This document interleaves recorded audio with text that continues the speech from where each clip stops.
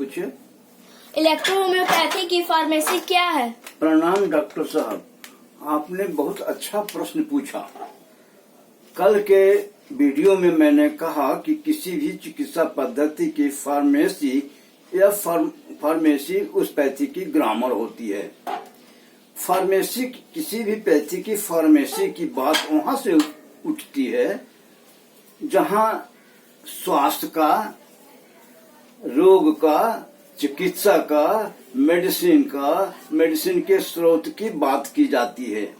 Electro homeopathic lymph और blood पर आधारित चिकित्सा पद्धति है।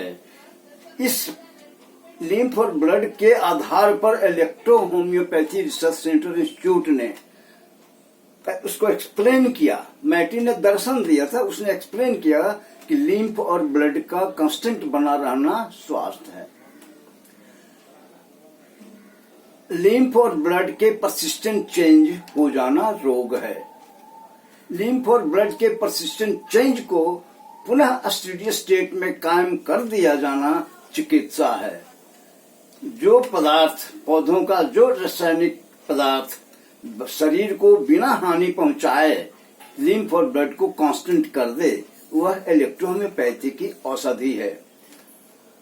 लिम्फ, हमने अभी के बीच में मेडिसिन क्या है इसमें बताया, उसमें पौधा आया।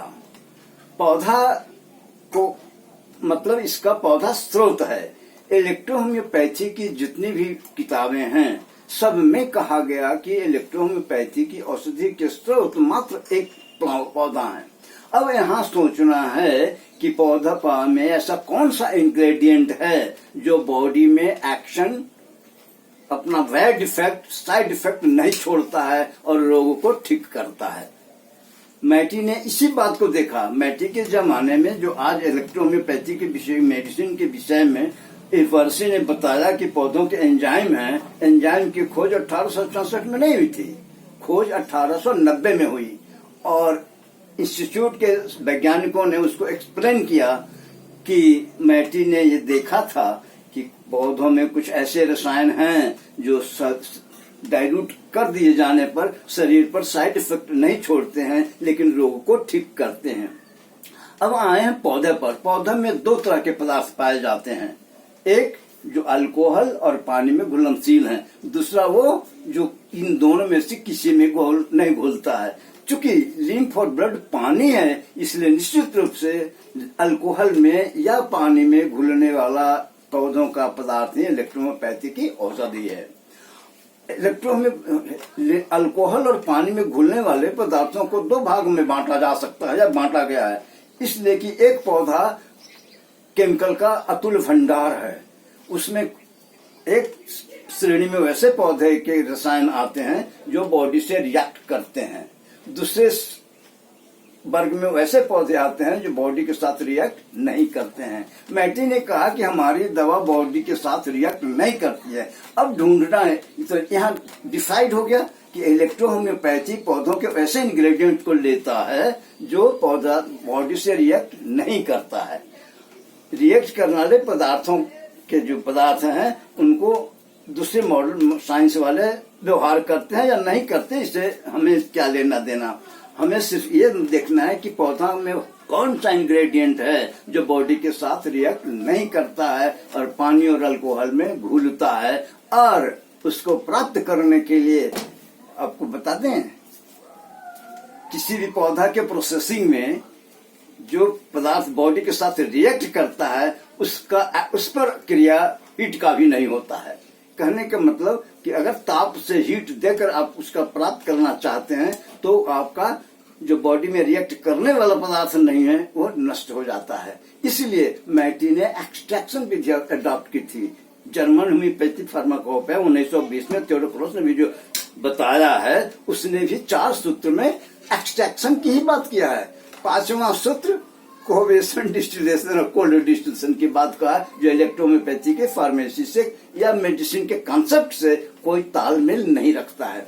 इसलिए इलेक्ट्रोहोम्योपैथी पौधों का एक्सट्रैक्शन करता है और इसके फार्मेसी में वैसे पदार्थ को प्राप्त करने का प्रयास करता है जो बॉडी के साथ रिएक्ट नहीं करता है। जब इलेक्ट्रोहोम्योपैथी की औषधियों को ड्रग स्ट्रेंथ 10% शुरू में प्राप्त होता है, जिसको हम लोग DN कहते हैं।